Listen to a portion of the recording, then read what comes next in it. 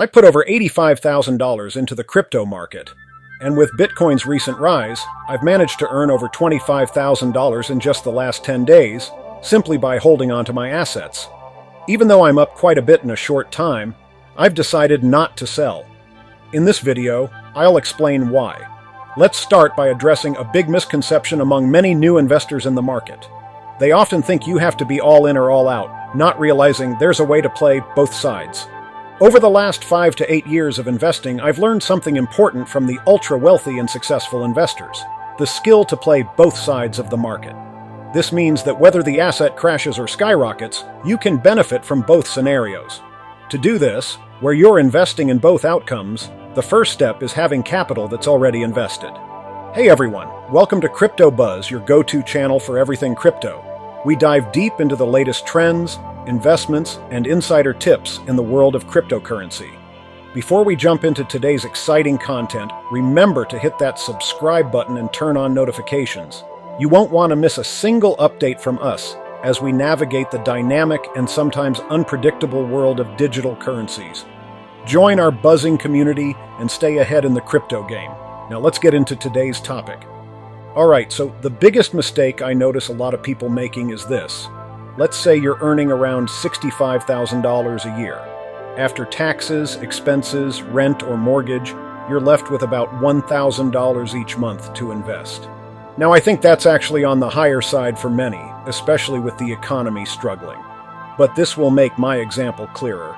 A lot of folks either slowly invest this money into the market over time, or just go all in at once. But if you want to play both sides of the market, you shouldn't do either of these. Instead, you should keep some cash on hand. I'd recommend keeping about 50% as a reserve. Think of this as your ammunition for when there's a big market crash.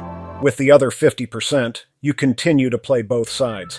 I've seen more experienced people take this further. They invest 50% in the market, and then they also place short positions, which is like a safety net against the market if your current investments don't go up. So here's how I do it. I keep a good amount of cash in my exchange account on Coinbase, playing both sides. I have my investments there, and I'm still putting money in, but I'm also holding cash.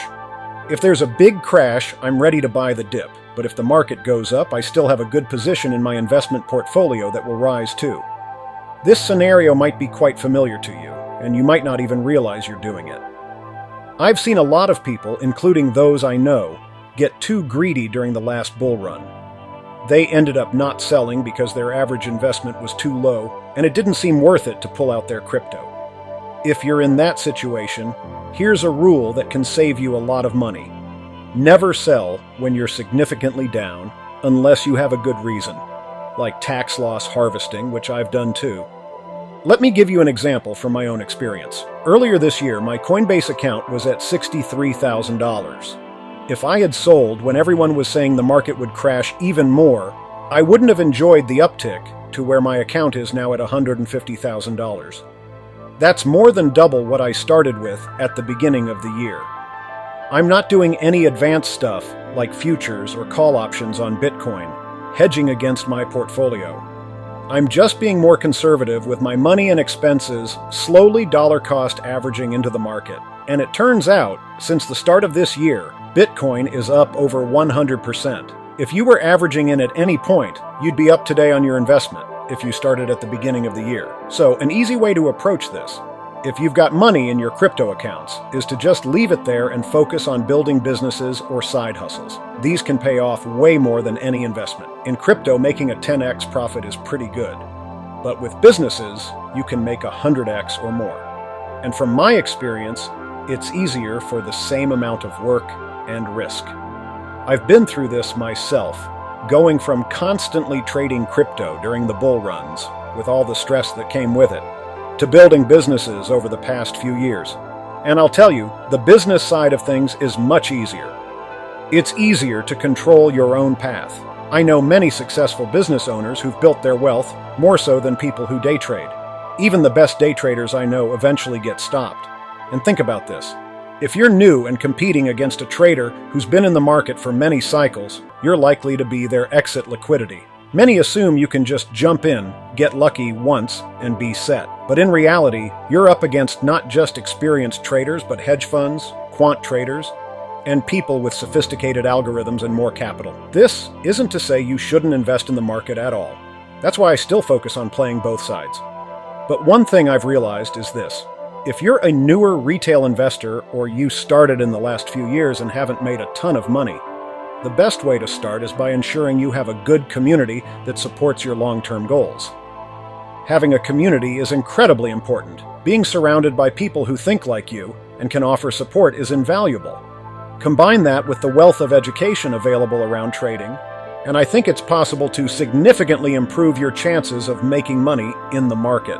I've been caught up in the hype before, just like anyone else. I want to make sure you have access to the best resources so you don't fall into the same traps. Now, what's my plan for the coming year?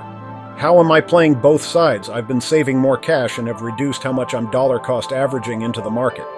But I'm still investing a consistent amount every month, no matter what's happening in the market.